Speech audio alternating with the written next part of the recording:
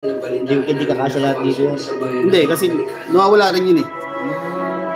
Maganda yun sa mga traditional kasi kuwari, di ba may mga linya na.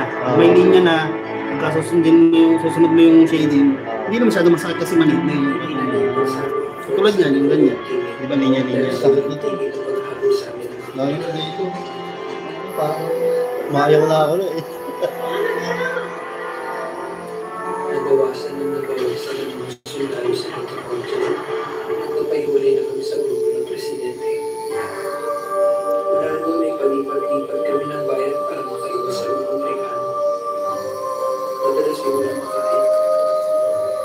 Pataas na pataas ng mga bundok na inaamihan. Ang pinipilit ng mabol sa balbantya. Kaya kumapal na lang masulat sa inatay. Pero kung matagpuan nila na basta ako iwakay, huwag niyong kalimutan na mahal ko kayo.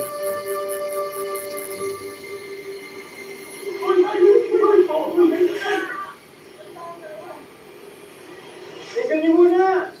Tignan muna! Hindi natin makakit pinagawa niyo Trinidad sa ganitong kalagayan. Kailangan mo paligtas ng gabi.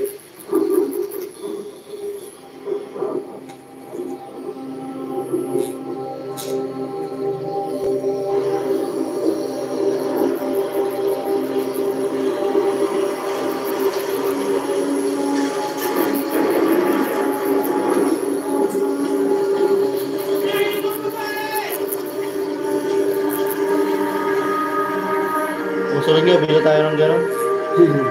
Sakit talaga. Marami ka ng dalaw. Puta nga, nagawin ka pa rin yung sakit.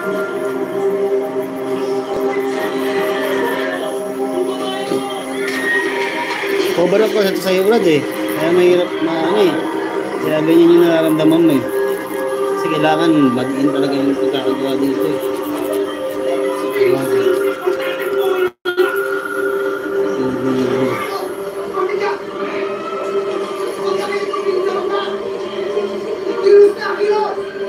Kapay talaga, no? Ha? Kapay.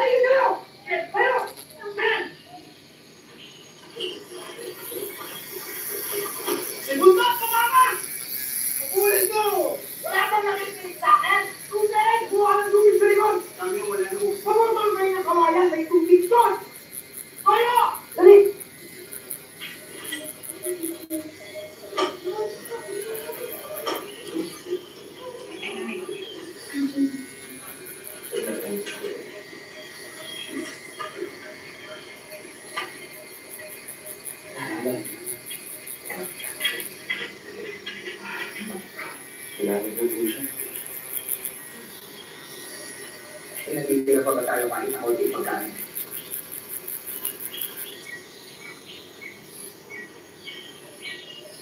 Isang libo na tayo ng mga tanong tubo. Pinatitira kami yun. Wala niyo ko pagkain.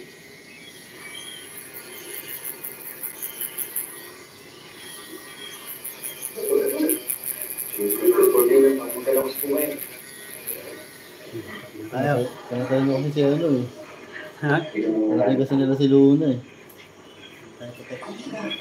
Hindi nga, ano tawag doon?